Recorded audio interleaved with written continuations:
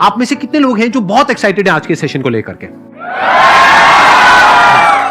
तो अब मैं जैसे ही आपको नाम बताऊंगा उनका, जो हमारे आज के गेस्ट हैं, तो आपका जो एक्साइटमेंट लेवल है वो और बढ़ जाएगा।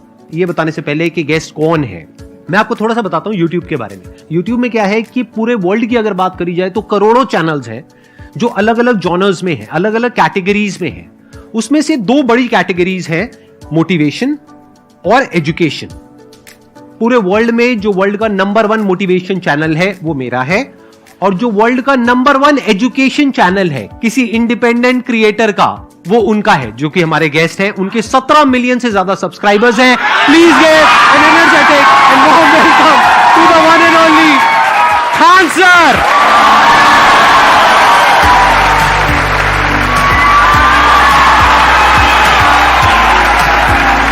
क्या हाल जी, कैसे हैं आप?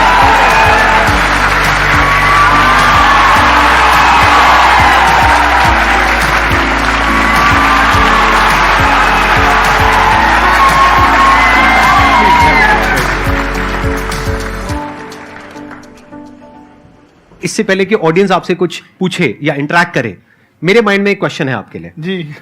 जो बच्चे हैं वो आपके इतने दीवाने क्यों हैं, इतने पागल क्यों हैं आपके पीछे? मतलब मेरे कमेंट सेक्शन में भरा पड़ा था, खान सर कब आएंगे, खान सर कब आएंगे। मतलब ऐसा क्या जादू कर दिया आपने बच्चों के ऊपर? ये सवाल हम आपसे भी पूछते हैं, हमारे पे भी इतना कमेंट आया, इतना मेरे तो ऑफिस में लोग चले आए कि सर कब जा रहे हैं। अच्छा।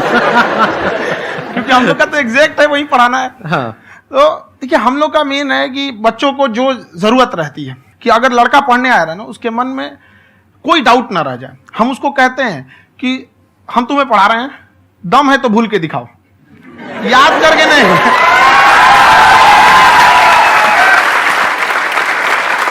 प्लस आप जिस प्राइस पॉइंट पे पढ़ा रहे हैं, आई थिंक वो सबसे कम है, वो बहुत ही कम है। सर ये जो फीस का कल्चर है, हाँ। ये हमारा इंडियन कल्चर नहीं है। हमारा इंडियन कल्चर गुरु दक्षिणा है, उस हिसाब से वो सही है। ऑक्सीजन जैसे जिंदगी के लिए जरूरी है, वैसे एजुकेशन जरूरी है। वो ये नहीं कह सकता है कि पैसे की वजह से वो खान सर के यहां से लौट गया। क्या बात है।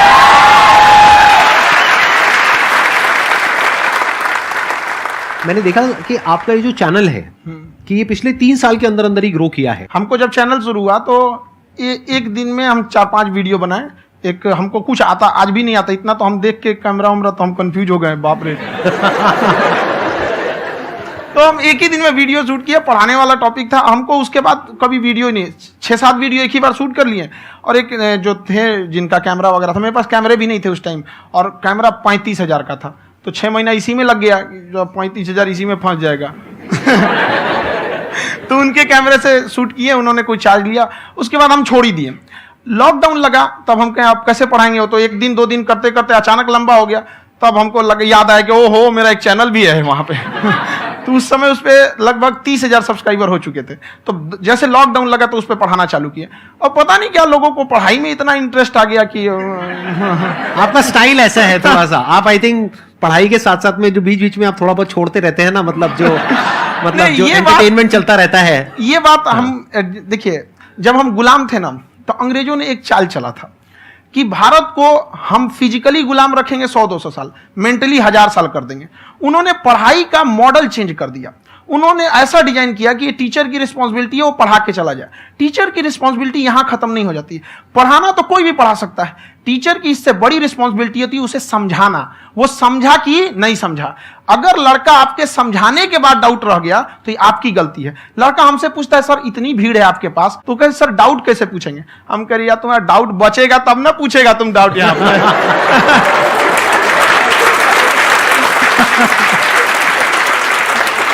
कॉन्फिडेंस नेक्स्ट लेवल है खान सर का, मानना पड़ेगा। और शायद यही वजह है इनकी जो ग्रोथ है उसका। किसी ने शायद सपने में भी नहीं सोचा होगा कि पिछले 2 साल के अंदर अंदर जो आपके चैनल की ग्रोथ हुई है, जैसे आप खुद ही बता रहे हैं कि लॉकडाउन के टाइम पे आपके 30,000 के करीब सब्सक्राइबर्स थे, आज की डेट में 17 मिलियन है। और मेरा एक क्वेश्चन और है, इससे पहले कि ऑडियंस में से आपसे कोई क्वेश्चन पूछे, कि कई बार आप ऐसे भी टॉपिक्स टच करते हैं जो थोड़े से कंट्रोवर्शियल हैं या थोड़े से सेंसिटिव हैं, जिसके ऊपर बात करने की हिम्मत आई थिंक बहुत ही कम लोगों में है। तो आपको कभी ये नहीं लगता है कि कहीं ज्यादा तो नहीं हो रहा है, इसको थोड़ा रोक देते हैं, थोड़ा कम कर देते हैं? क्योंकि कोई लाइन ही नहीं है वैसे तो बोलने को, तो आप कुछ भी बोल दो, कितना भी बोल दो। हुई है कंट्रोवर्सी बहुत बार। एक्चुअली बचपन से हमको फौज में जाना था, और फौज वालों के लिए ये सब मायने नहीं रखता। उसको करना है मतलब करना है, तुम सामने कुछ भी रहो, डजंट मैटर।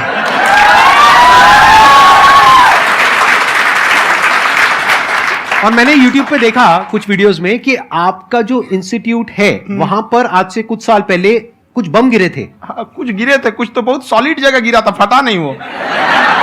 मतलब आपके आसपास? हाँ, बम को भी पता है कि टीचर की इज्जत किया जाता है।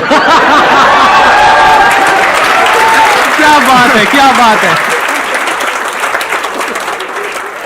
मैं समझ पा रहा हूं कि ये आपके अंदर जो एटीट्यूड है ये कहां से आ रहा है, क्योंकि आप बचपन से ही फौज में जाना चाहते थे, तो आप जंग के मैदान में ही खड़े हैं एक तरीके से। बस फर्क ये है कि आपके हाथ में कलम है, हथियार ना हो करके। हथियार से एक आदमी की जान जा सकती है, हाँ। कलम से बहुत ताकत होता है। शिक्षा एक ऐसा हथियार है ना, हर कुरीतियों से लड़ सकता है, हर तरह की समस्याओं से। और ये एक ऐसा हथियार है, मेटल डिटेक्टर में भी नहीं पकड़ाता है।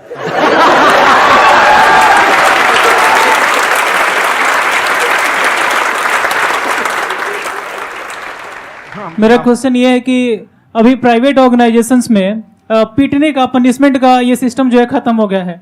हम आपके वीडियो में देखे हैं सर कि आप एक बड़ा सा रोल रखे रहते हैं, पुलिस वाला लाठी है वो, पुलिस वाला लाठी है, और स्टेज पे बुला के बच्चों को उसी से धुनाई शुरू कर देते हैं मस्त एकदम से, है ना।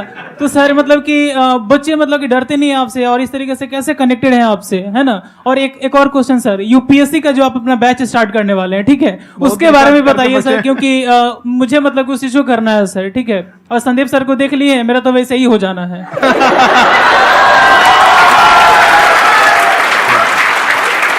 क्या हो जाना है? मेरा पूरा कंप्लीट करो। I'll be an IAS officer next year because I have seen you, sir. My day is like complete, sir. All the best. Thank you so much, sir. Thank you. पूरा बोला करो। Thank you. देखिए, लड़कों को जहां तक पीटने की बात है, जब पढ़ाने की बात आएगी तो उसको हम पूरे बेहतरीन ढंग से पढ़ाएंगे। लेकिन जब सजा देने की बात आएगी ना, तो वो भी बेहतरीन ढंग से होगा। ऐसा थोड़ी होगा कि बस एक ही चीज बेहतरीन ढंग से होगा। और डर का होना बहुत जरूरी है। ये डर भी अपने आप में एक मोटिवेशन है, क्योंकि जब आपके अंदर एक थोड़ा सा डर रहे ना, तो डर के भागिए मत। एक ऐसा डर जिसको आप लगे कि नहीं नहीं थोड़ा सा और करने की जरूरत है, फिर तो ये हम इसको क्रॉस कर जाएंगे यहाँ पर। तो लड़कों के अंदर ये डर बनाना भी जरूरी रहता है। और रही बात यूपीएससी वाले की, जो आपने बोला, बहुत सारे लड़के वेट कर रहे हैं यूपीएससी की, क्योंकि 2-2.5 लाख फीस सारे लोग एफोर्ड नहीं कर सकते। और हमारा वही रहता है, हम तो ज्यादातर हमारे स्टूडेंट देखेंगे तो किसी के रिक्शा वाला, सब्जी वाला, यही लोग, इनको तो 2.5 लाख रुपया इनके पास पूरी संपत्ति नहीं होती है, फीस कहां से भरेंगे वहां पे, उसके बाद रहेंगे कहां से। तो ऑल ओवर इंडिया से, कश्मीर से कन्याकुमारी तक, गरीब से गरीब भी लड़का उसको पढ़ सकता है। यही कुछ 1000 रुपये मंथली, 12-14 हजार साल का पड़ेगा, खत्म हो जाएगा इतना में।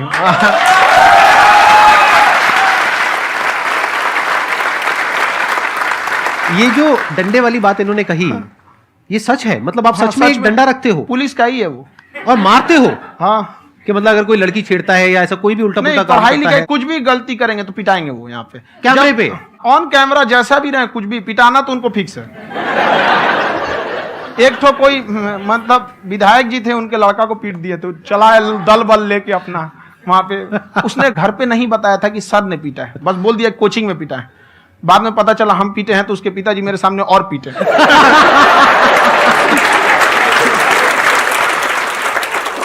सर आपका सबसे बड़ा डर क्या है, आप दोनों का? फौजी को डरे नहीं लगता है, बाकी अफसर से पूछिए। आज के सेशन से पहले कोई डर नहीं था, लेकिन अब मुझे इनकी डंडे वाली कहानियां सुन करके डर लग रहा है कि कहीं मैंने गलती से कुछ बोल दिया अरे ऐसा और नहीं, इन्होंने कहीं पीछे कुछ रखा हुआ है, और यहीं आ करके अगर इन्होंने मेरी पिटाई कर दी तो बहुत बुरा हो जाएगा। तो इसलिए हमको थोड़ा डर लग रहा है।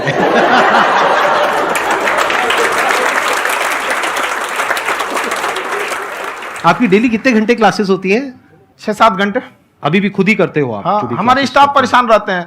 हम 1:30-2 बजे सोते हैं, सुबह 6 बजे उठ जाते हैं, परेशान रहते हैं। हैं। यार इतना क्यों करते हो, है ना? कभी क्योंकि उनको भी साथ साथ लगना पड़ता है ना। उनको साथ साथ लगना पड़ता है। हम जग गए तो कोई सोया थोड़ी रहेगा, परेशान रहते, दिन में सोते ही नहीं है बेचारा, कहीं कहीं जाके सोते रहता है। हम सीट बांध दिए कि भाई तुम इस समय सो जाना, तुम इधर सो जाना। आपकी शादी हो गई या नहीं हुई अभी? मेरी खुशहाली देख के आप आइडिया लगा सकते हैं।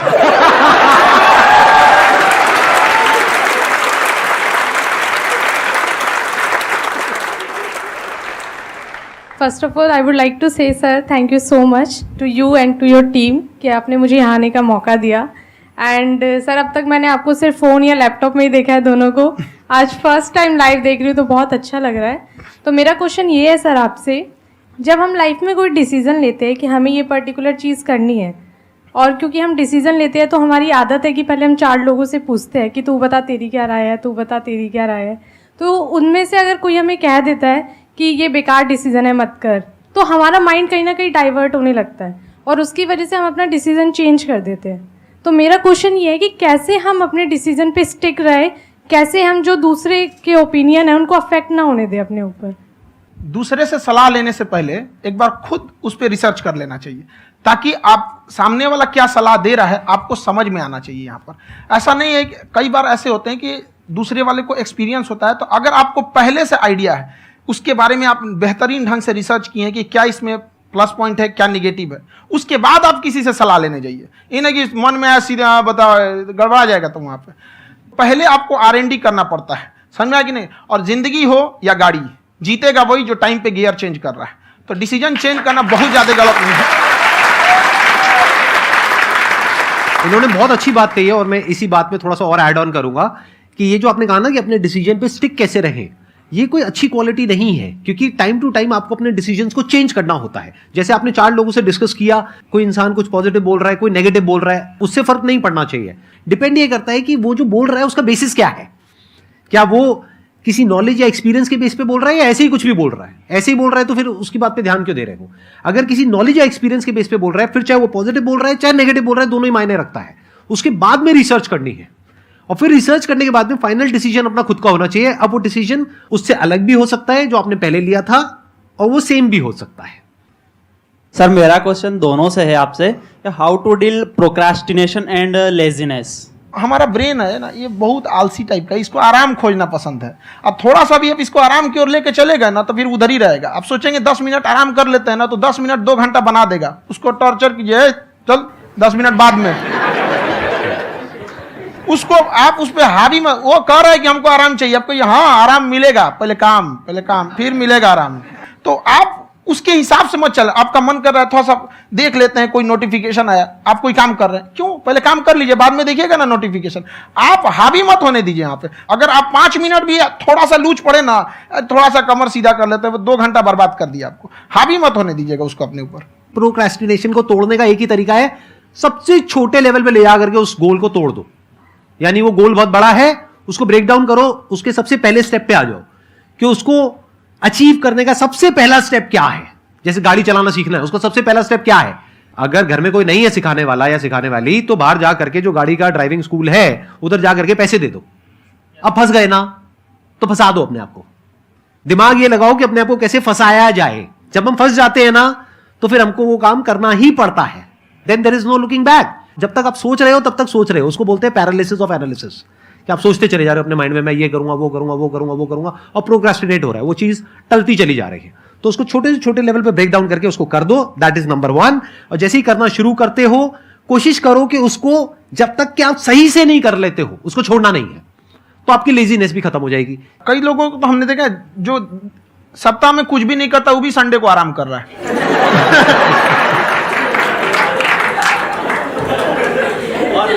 वैसे कहा भी जाता है कि अगर कोई काम आपको करवाना है ना तो ऐसे किसी इंसान को दो जो बिजी है। हाँ। ऐसे आदमी को मत दो जो खाली है। ये परफेक्ट एग्जाम। किसी को भी आप देखिएगा जिसको आप कहते हैं कि मतलब थोड़ा ठीक ठाक आप समझते हैं कि नहीं ये बहुत आगे निकल, वो एक काम को खत्म करने के बाद कभी आराम नहीं करेगा। एक काम खत्म हुआ उसको लगेगा हाँ एक खत्म हो गया, अब दूसरा करना चाहिए। और वही जिसको देखिएगा एक खत्म हो गया और आराम करना चाहिए, कभी नहीं, लाइफ में आखिरी सांस तक। सर यहाँ पे सब हिंदी में पूछते हैं, इंग्लिश में पूछते हैं, मैं भोजपुरी में पूछूं? जौन भाषा ठीक लगे तोने में पूछ दो। हाँ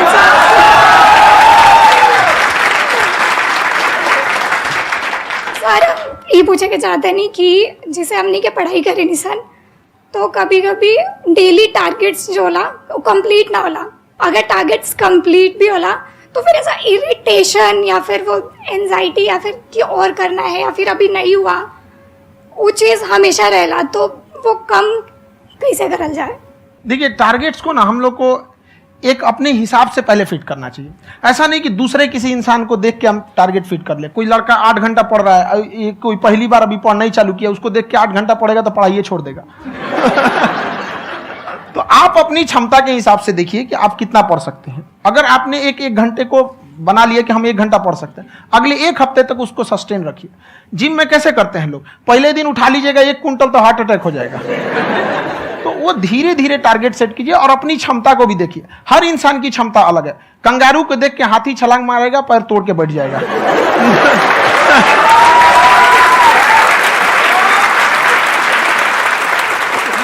अब संदीप सर का मोटिवेशन देख के इसका मतलब क्या कि ट्रेन के आगे खड़ा हो जाएंगे, ढकेल देंगे तुमको। हालांकि ऐसा कर देते हैं, लेकिन ऐसा करिएगा लोग नहीं, क्षमता पता होना चाहिए। आपके अंदर एंजाइटी हो रही है कि मैंने कर तो लिया है। आप ये नहीं कह रहे कि मैंने कुछ भी नहीं किया है फिर मेरे को एंजाइटी हो रही है। आप ये कह रहे हो मैंने काफी कुछ कर लिया है फिर भी एंजाइटी हो रही है कि कहीं कुछ छूट तो नहीं गया है। तो बेसिकली आपको ये देखना है कि अगर आपके अंदर ये एंजाइटी हो रही है, that means you are a very good student. आप एक अच्छे स्टूडेंट हो। क्यों? क्योंकि बहुत सारे स्टूडेंट्स तो ऐसे हैं उनको पढ़ने के नाम से एंजाइटी होती है। तो आपको एंजाइटी हो रही है कि मैंने पढ़ लिया। दिन में मानो 8 घंटे का आपने टारगेट सेट किया और 6 घंटे पढ़ लिया, या मान लो 8 घंटे भी पढ़ लिया, फिर भी एंजाइटी हो रही है कि मैंने 10 घंटे नहीं पढ़ा। तो ये तो अच्छी क्वालिटी है ना, ये तो एक ब्रिलियंट स्टूडेंट की क्वालिटी है। क्योंकि एंजाइटी उसी को होती है जो केयर करता है, जिसको परवाह है, उसी की तो एंजाइटी होती है। जैसे माँ को अपने बच्चे की, जैसे एक माँ को अपने बच्चे को लेकर के एंजाइटी होती है। हंस लो मजाक उड़ा लो मेरा। कोई बात नहीं, एडिट कर देंगे इसको हम। हाँ।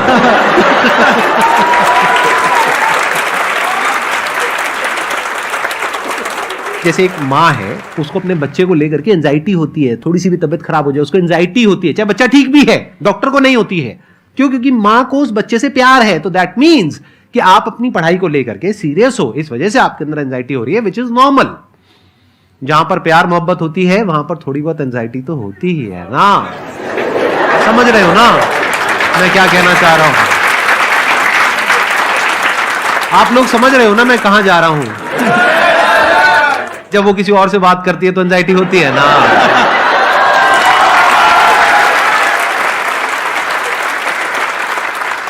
सर आपकी स्टोरी हमने सुनी थी, तो एक टाइम आया था जब आप गंगा किनारे जाके बैठ गए थे। उस समय आपको कुछ समझ नहीं आ रहा था, तो उस समय मतलब आपने ये डिसीजन कैसे लिया कि अब आगे नहीं, यहाँ से वापस जाना है? रास्ता ही नहीं था। घर जाने के लिए एटलीस्ट 90 रुपए चाहिए थे, जेब में 40 रुपए थे। कैसे घर जाते हैं? और हम गंगा के किनारे चुपचाप बैठे बैठे हम कहें कि अब बहुत टेंशन हो गया, अब घर जाना चाहिए। रूम पे तो किराए के रूम पे ही आदमी सारे लोग रहते। गए वहां पे तो रूम लॉक हो गया था। तुम खटखटाए तो ऊपर से गुस्सा से बोले जो ऑनर थे, क्या टाइम हो गया है? तुम कहे 9-10 बज रहा होगा। घड़ी देखिए तो 2 बज रहा था रात का, 2-2:30 बज गया था। वहाँ टेंशन में आप तो होता है, कई बार ऐसा समय आएगा कि लगेगा जैसे अब कुछ नहीं हो सकता है। तो इससे घबराना नहीं है। कभी कभी गुच्छे की आखिरी चाबी भी ताला खोल देती है। जो बातें आपने बताई कि घर में प्रॉब्लम ये वो, ये तो बहुत लोगों ने फेस करी वहां पर। आप अकेले नहीं है, बहुत लोगों ने ये प्रॉब्लम्स फेस करी, बहुत तरह की प्रॉब्लम्स देखी, बहुत तरह की स्ट्रगल्स देखी, लेकिन वो सब इतने कामयाब नहीं हो पाए जितने कि आप हुए। तो आपके अंदर ऐसा कुछ ना कुछ है जो औरों के अंदर नहीं है। तो वो मैं जानना चाह रहा हूं कि वो ऐसा क्या था जहां से कि आपका दिमाग यहां तक सोच पा रहा है कि मैं पूरे इंडिया में इतने बड़े लेवल का चेंज लेकर के आ सकता हूं, एजुकेशन फील्ड में रेवोल्यूशन लेकर के आ सकता हूं। ये सोचना ही बहुत लोगों के बस का नहीं है। मेरी एक खुद की थिंकिंग, अगर हमको कोई 100 रुपए किसी काम के लिए दिया, हम सबसे यही कहते हैं, तो हम कोशिश करते हैं उसे 200 का रिटर्न दे। अगर कोई हमसे 200 रुपया फीस दे रहा है, 250 दे रहा है, तो हम उसको ये कोशिश करते हैं कि तुम्हें ऐसा लगे कि नहीं भैया हमने 10-20 हजार का पढ़ लिया यहाँ पर। वो ईमानदारी से कभी कमी नहीं। और हमेशा अगर हम प्रॉमिस X का करते हैं तो डिलीवर 4X करना चाहते हैं। ध्यान से सुनना और ध्यान से समझना इस फर्क को। अगर आप समझ पाए तो बहुत आगे जाओगे लाइफ में। एक वो होते हैं जो ये सोचते हैं कि हमें सब कुछ मिल जाए, हमें कुछ भी करना ना पड़े। दूसरी कैटेगरी होती है लोगों की जिनको जितना मिलता है उसमें भी चोरी चकारी करते हैं या कोशिश करते हैं कि उससे कम दे सामने वाले को जितना कि हमें मिल रहा है।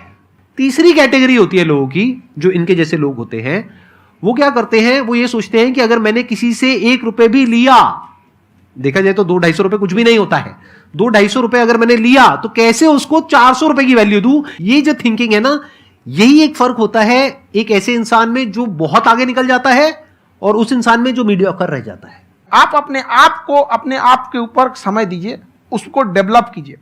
जब आप अपने आप के ऊपर खर्च करते हैं तो आने वाले समय में लोग गूगल पे आपको सर्च करते हैं। क्या बात है सर, ये आपने अभी बनाया है या ये कोई पुराना आपका वो है? बनते रहता है, इसे फ्लो में बन जाता है। आपके अंदर ना सर एक कवि छुपा हुआ है कहीं ना कहीं जो बाहर आना चाहता है। कभी ना कभी आपने सोचा होगा कुछ? कभी कभी देखिए, एक चीज है, संगत का बहुत अच्छा असर पड़ता है। ये चीज को हमेशा, संगति का मतलब लोग हल्के में ले लेते हैं। संगति का मतलब होता है संग संग गति। तो अच्छे लोग के साथ रहेंगे तो संग संग अच्छी गति होती जाएगी, खराब में रहेंगे तो ये भी होता है। बट अपने आप को थोड़ा सोचना चाहिए कि हम केवल जी के मर जाएं इसके लिए नहीं आए हैं। लोग कहते हैं कि सर नाम क्यों नहीं बताते अपना। हमारी एक ही सोच है कि जाने के बाद इस दुनिया से हमको मतलब एक चीज देना चाहते हैं स्टूडेंट्स को, कि वो याद करें कि इस पैसे की भाग दौड़ की दुनिया में हर कोई दोनों हाथ से लूटने में लगा है, खाली हाथ जाने के लिए ये सबको लगा है। तो हर कोई को ये सोचना चाहिए कि था कोई इंसान जो इतने कम फीस में इतनी शिक्षा जो महंगी थी, जो कमाने का रास्ता था, उसको भी एकदम कंपटीशन इतना कर दिया कि अब लोगों को अपनी फीस बढ़ाने में डर लगता है कि अरे यार, लड़का कमेंट करता है कि खान सर इतना ले रहे हैं, आप बहुत बड़ा टीचर हो गए।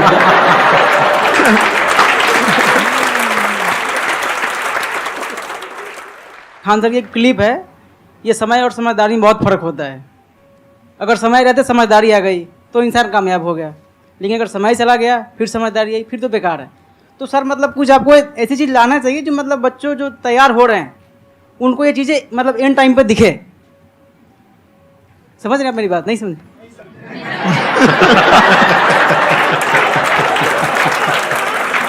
यही होता है सर, सर का मोटिवेशन ज्यादा हो जाता है। जब आप स्ट्रगलिंग फेज में हैं तो कम से कम चीजों को अपने ऊपर खर्च कीजिए, ज्यादा से ज्यादा सीखने में खर्च कीजिए। अगर आपको राजा बनने का शौक है तो गुलाम की तरह मेहनत करना सीखिए, तब राजा बनेंगे।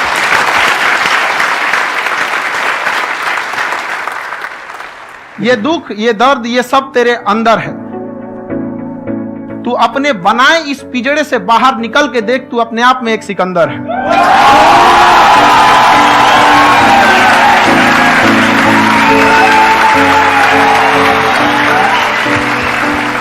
Thank you so much sir for coming.